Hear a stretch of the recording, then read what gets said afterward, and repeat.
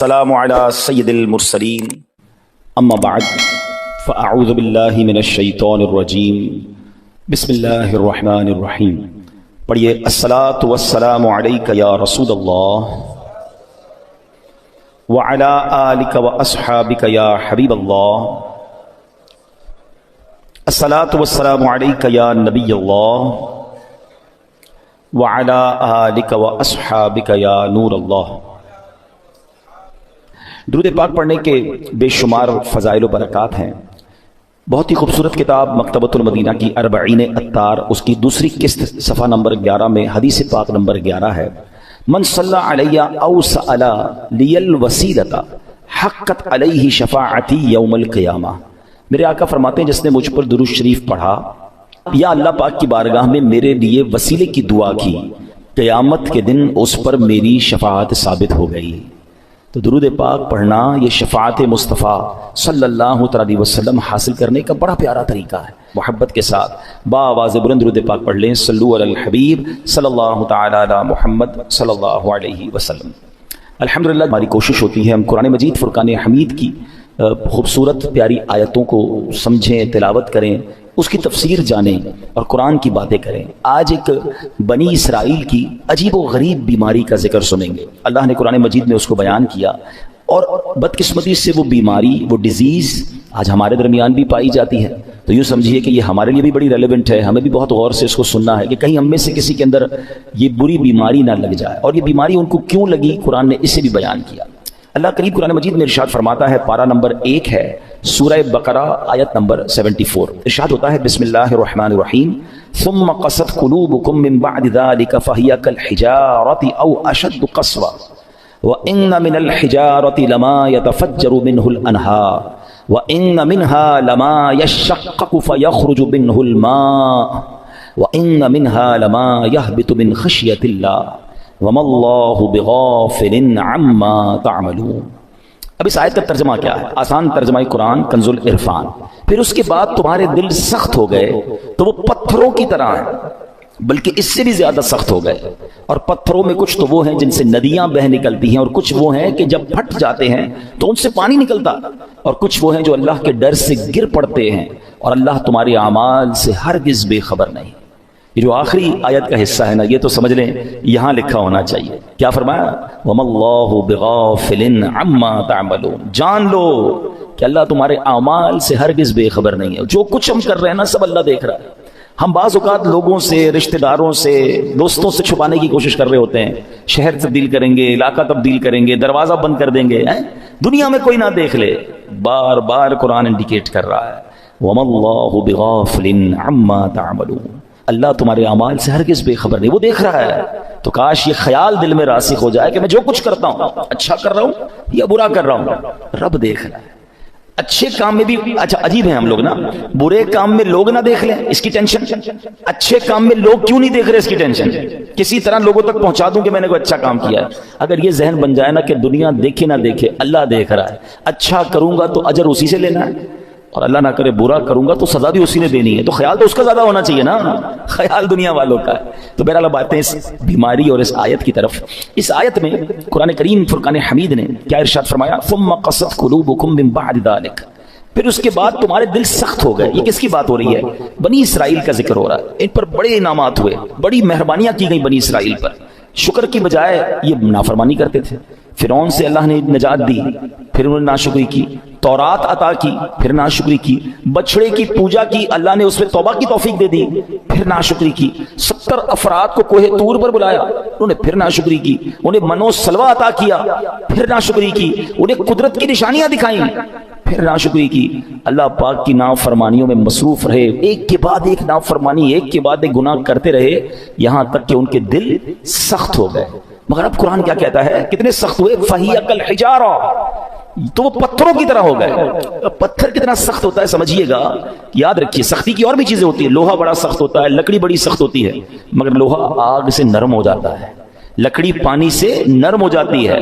مگر پتھر کتنا سخت ہوتا ہے، نہ گرمائش پہ پگھلتا ہے. ہتھوڑے مار مار کے اس کا برادہ تو کر سکتے ہیں، چورا چورا کر سکتے ہیں، مگر نرم نہیں کر سکتے. تو قرآن نے مثال کیا دی کہ دل پتھر سے سخت ہو گئے. اچھا پھر کہا او اشد قسوہ، پتھر سے بھی زیادہ سخت ہو گئے.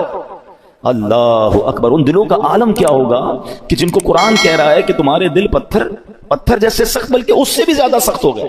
اللہ اکبر. اے میرے پیارے اسلامی، حالانکہ پتھر کی ایک اور تعریف قرآن خود آگے بیان فرما رہا ہے، وَإِنَّ مِنَ الْحِجَارَةِ لَمَا يَتَفَجَّرُ مِنْهُ الْأَنْهَارُ. پتھر میں تو کچھ وہ ہیں جن سے ندیاں بہتی ہیں. وَإِنَّ مِنْهَا لَمَا يَشَّقَّقُ فَيَخْرُجُ مِنْهُ الْمَاءُ. اور کچھ وہ ہیں جو پھٹ جائیں تو ان سے پانی نکلتا ہے. وَإِنَّ مِنْهَا لَمَا يَهْبِطُ مِنْ خَشْيَةِ اللَّهِ. اور کچھ وہ ہیں جو اللہ کے ڈر سے گر پڑتے ہیں، یعنی پتھر بھی اللہ کا خوف کرتے ہیں. پھر فرمایا وَمَا اللَّهُ بِغَافِلٍ عَمَّا تَعْمَلُونَ. اور اللہ تمہارے اعمال سے ہرگز بے خبر نہیں. اب یہاں بڑی یونیک معلومات سٹونز کے بارے میں، پتھر کے بارے میں قرآن نے کیا فرمایا؟ پتھر چاہے کتنے سخت ہوں اللہ کے نافرمان نہیں ہوتے، یہ بھی پھوٹ پڑتے ہیں، ان سے بھی چشمے جاری ہوتے ہیں، خوف خدا کے سبب بڑی بڑی چٹانیں، بڑے بڑے پتھر لڑک جاتے ہیں. لیکن گناہگاروں کے دل جب سخت ہو جائے نا تو وہ اتنے سخت ہوتے ہیں کہ وہ پتھر سے بھی زیادہ سخت ہو، ان پر کوئی بات اثر نہیں کرتی.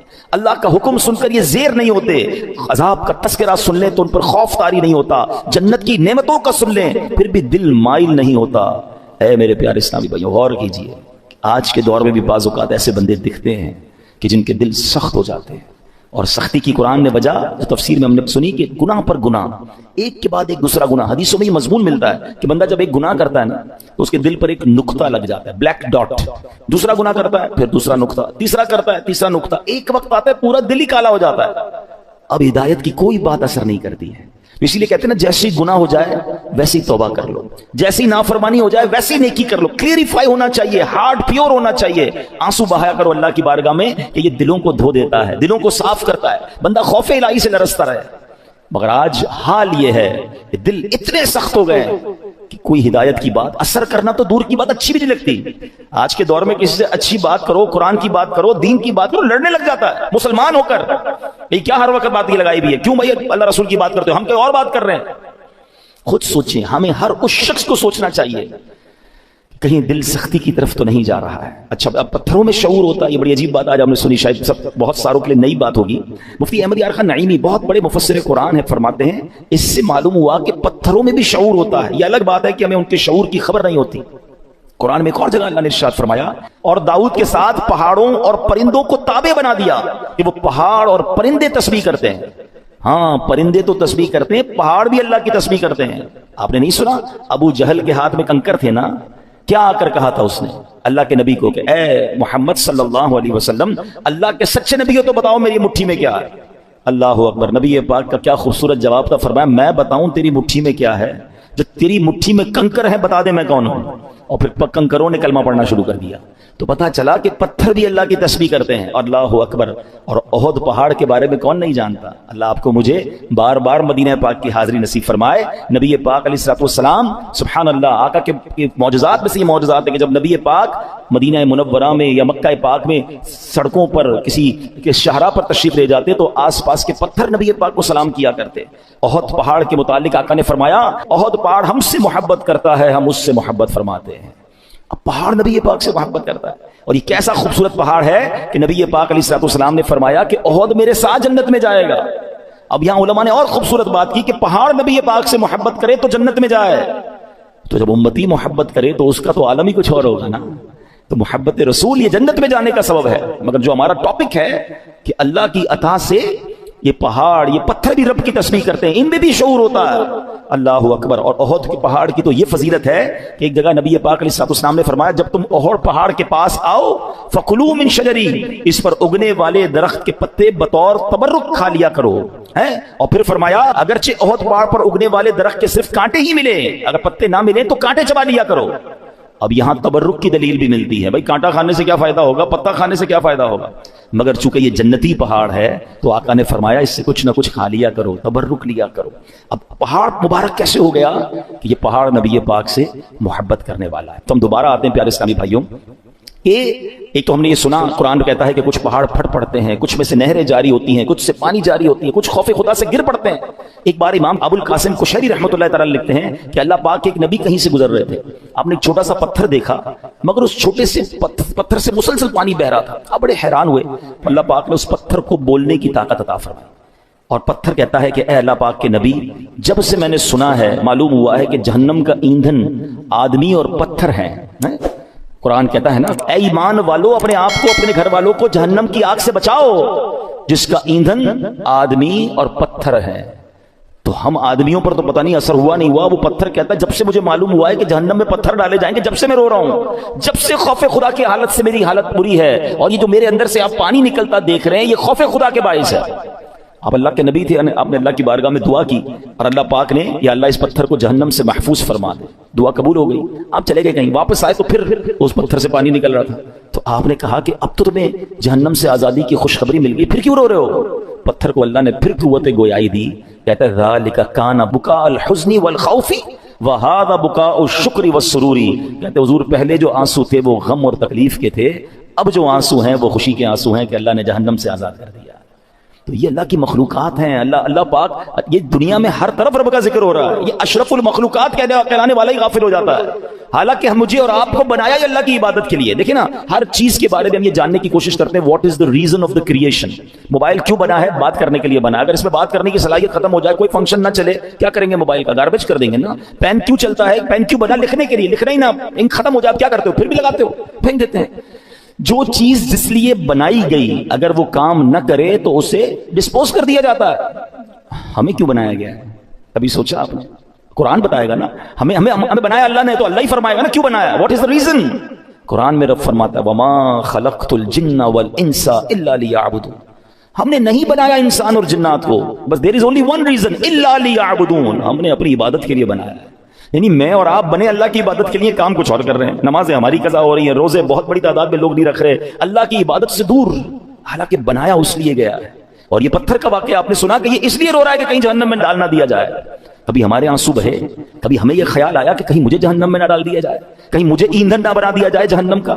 اللہ اکبر۔ اب آئیے بیان میں، جیسے میں نے شروع میں کہا کہ ایک بیماری کا ذکر ہوگا، اللہ اس بیماری سے بچائے، اور وہ بیماری ہے دل کی سختی۔ کیا کہا قرآن نے؟ ثم قست قلوبکم من بعد ذلک فہی کالحجارۃ او اشد قسوا، پھر اس کے بعد تمہارے دل سخت ہو گئے تو وہ پتھروں کی طرح ہیں، بلکہ ان سے بھی زیادہ ہیں۔ اب دل کتنا اہمیت، کتنا امپورٹنٹ پارٹ ہے ہماری باڈی کا۔